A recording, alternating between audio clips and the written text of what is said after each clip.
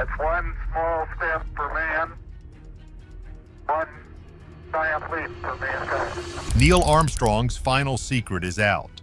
We're not talking about the official story of one giant leap. We're talking about what happened after he said that line. Whispers of a lost transmission, a hidden warning, and a man who lived in fear of what he saw.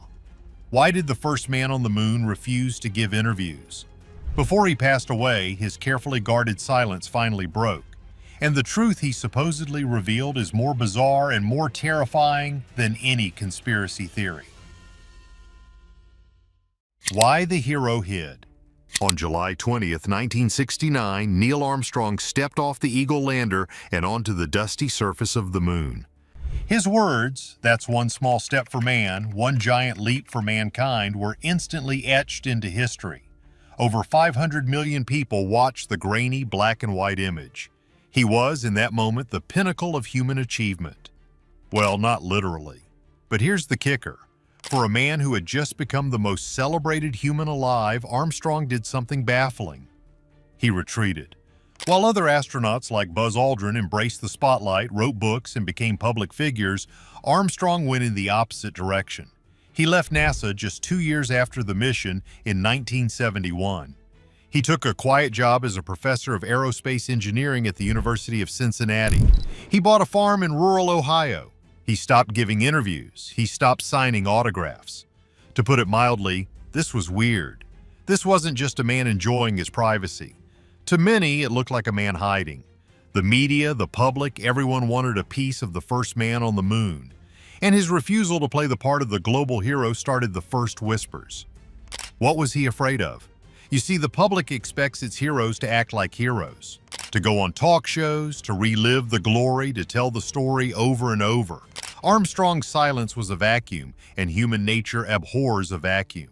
Into that void, theories began to rush in. People became crazy about the idea that he wasn't quiet because he was humble. He was quiet because he was ordered to be. What many overlooked was the sheer pressure of that moment. Armstrong was an engineer, a test pilot. His entire life was about calculations, procedure, and ice-cold control. He flew the X-15, a rocket plane, to the edge of space over 200,000 feet up, traveling at speeds exceeding 3,900 miles per hour. This was a man who dealt in facts, not fame. When he was nearly eliminated during the Gemini 8 mission, when his capsule spun wildly out of control, his heart rate barely spiked. He just calmly fixed the problem and brought the ship home. That's the man who went to the moon. So when he came back, he wasn't a poet or a philosopher. He was an engineer who had completed the mission. In his mind, the job was done. But the world didn't want an engineer, it wanted a prophet. His few public appearances only made the mystery deeper. He seemed uncomfortable. He would famously only attend the big anniversaries, and even then he spoke in measured, technical tones about the achievement of the team, the 400,000 people who worked on the Apollo program. He constantly deflected praise. But was it really humility, or was it a brilliantly maintained cover? The thing is, the more he dodged the spotlight, the more the what-if scenarios grew. What if Armstrong and Aldrin weren't alone up there? What if the one small step was just the public-friendly part of a mission that was far more terrifying? The silence itself became the evidence, but his silence was nothing compared to the 2 minutes of static that started it all. The Santa Claus Code. The most persistent and frankly the most mind-blowing theory about Armstrong's silence doesn't come from his life on Earth. It comes from 2 minutes of alleged radio blackout while he was on the moon. Here's the story. According to UFO researchers and certain ham radio operators who claim they bypassed NASA's public feed, Armstrong's first words were not one small step. The legend states that as the Eagle lander touched down, both Armstrong and Aldrin saw something waiting for them. The claim is that they saw other spacecraft, not small ones, massive ones, lined up on the rim of a nearby crater watching them. According to this theory, Armstrong's transmission was cut. He allegedly switched to a secure medical channel and began describing what he saw. The supposed lost transmission goes something like this. "These babies are huge, sir." Enormous. Oh my God, you wouldn't believe it. I'm telling you, there are other spacecraft out here. lined up on the far side of the crater edge. They're on the moon watching us. This is the wow factor that has fueled decades of speculation. Could it be true? The idea is that NASA, in a panic, cut the public feed for 2 minutes, creating the famous static and audio dropouts in the original broadcast, before ordering Armstrong to proceed with the scripted public relations line. This theory got a massive boost from a man named Maurice Chatelain, a former NASA communications contractor. He went public years later claiming that this transmission absolutely happened, and that he was there. He claimed all the Apollo astronauts had seen UFOs, but were under strict orders not to talk about it. He even claimed that the code word they used to discuss the encounter was Santa Claus. Think about that. The most important moment in human history, and the astronauts are supposedly whispering about Santa Claus to Mission Control, a signal that they were not alone. Now, let's connect the dots. If this happened, it explains Armstrong's silence perfectly. He wasn't just a humble engineer, he was a man carrying a secret that would shatter society. How do you go on a talk show and talk about the flag planting when you know that a superior intelligence was watching you, treating your giant leap like a child's first steps? His retreat to a quiet farm in Ohio suddenly looks less like retirement and more like a man going into hiding, burdened by a truth he couldn't share. And here's where it gets really strange. There are other, darker versions of this story. Some claim it wasn't just a sighting, but a warning, that the beings on the moon communicated, telling humanity to stay away. This theory paints the entire Apollo program in a new light. Why did we stop going to the moon after Apollo 17 in 1972? We had the technology, the rockets, yet we just stopped. Was it a budget cut, as the official story says? Or were we told to leave and never come back? If so, Neil Armstrong was the first man to hear that warning. No wonder he never wanted to talk about it. But if the alien warning is a lie, the real secret Armstrong revealed is even more shocking. The engineer's epiphany. All right, so if it wasn't aliens, what was the big secret? This is where we get to the heart of the title. What did Armstrong finally reveal before he passed away in 2012? The thing is, there was no single dramatic deathbed confession filmed for the world. Armstrong passed away from complications following heart surgery. He remained, to the very end, a fiercely private man. But that doesn't mean he didn't talk. He just didn't talk to the media. In his later years, Armstrong did open up, but only to trusted friends, family, and biographers. And the secret he revealed wasn't about aliens. It was something to him far more profound. It was a secret about faith, risk, and the human soul. You see, what many overlooked is that Armstrong was a man of science, but he was not an atheist. He was described as a deist. He believed in a creator, a higher power, but not in a specific organized religion. When he went to the moon, he wasn't just an engineer. He was a man, standing on another world, looking back at his own. According to James Hansen, his authorized biographer, the real thing Armstrong carried with him was the overwhelming fragility of Earth.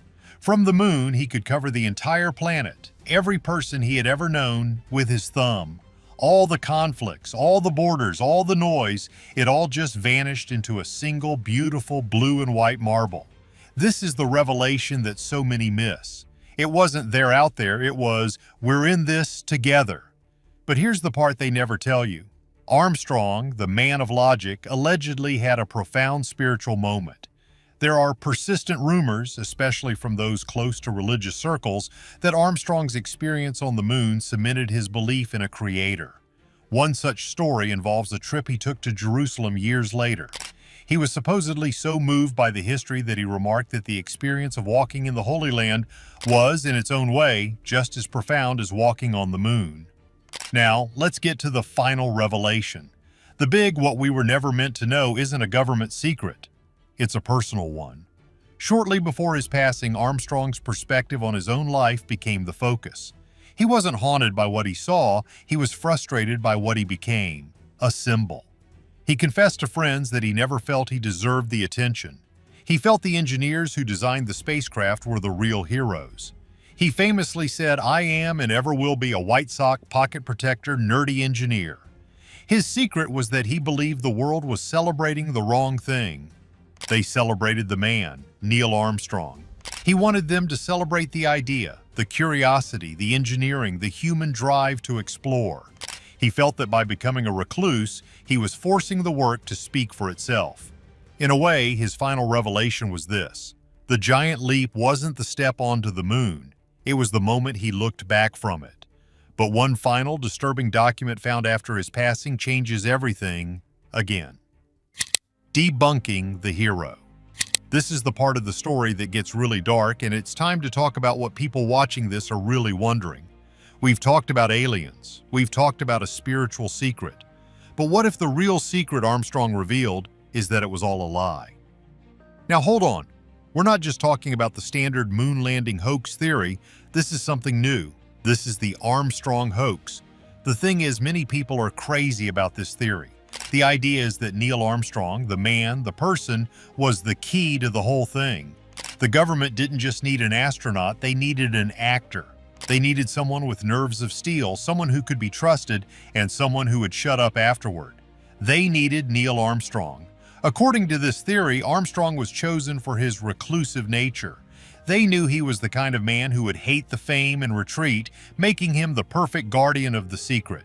His silence wasn't a reaction to fame, it was a prerequisite for the mission. Think about the wow factor of that. The entire Apollo program, a multi-billion-dollar project, all resting on the psychological profile of one man. Proponents of this theory point to the strange, almost emotionless way he handled the press. It wasn't humility, they say, it was a performance. He was playing the part of the humble hero, a part written for him by NASA's PR department. But here's the kicker. What did this do to him? If this theory is true, Armstrong spent 40 years living a lie. Every time a child looked at him with awe, every time he was called a hero, it was, to him, a reminder of the massive deception. This paints his silence in a much sadder light. It wasn't humility or a government order, it was shame. Now let's tie this back to his final revelation. After his passing in 2012, the search for his confession became frantic. Everyone was waiting. Journalists, historians, conspiracy theorists, even perhaps his own family. They were digging through archives, petitioning for records to be unsealed, waiting for that one locked box to be opened. They expected something, a final letter, a secret audio recording, a hidden journal that would finally explain what really happened up there. They were looking for the truth, the final puzzle piece from the man who started it all. And here's what skeptics claim is the revelation. There is no evidence, no diary, no letters, no deathbed tape, absolutely nothing. Zilch, a void. And that, they say, is the secret. Think about it. A man who was part of the biggest event in human history left nothing behind explaining his true feelings. A man who walked on another world. A man who became the face of humanity's greatest leap. And he has no private thoughts on it, no for my eyes only notes. It's almost too clean. It's suspiciously clean. It's like a crime scene that's been wiped down with bleach. There are no fingerprints, no stray hairs. It is the kind of perfect sterile cleanup you'd expect from a man who had been hiding something his entire life. A man who was given a script and stuck to it until the very end. So what are we left with? We are left with a perfectly curated public image and a massive gaping hole where the private man should be. The people watching this are looking for a mystery. And maybe the real mystery isn't what happened on the moon. We obsess over the flags, the shadows, the radio signals. Maybe the mystery is the man himself. So was Armstrong a humble hero or the world's greatest actor in a 40-year cover-up? What do you think the real secret is? Let us know below. Hit that like button and subscribe.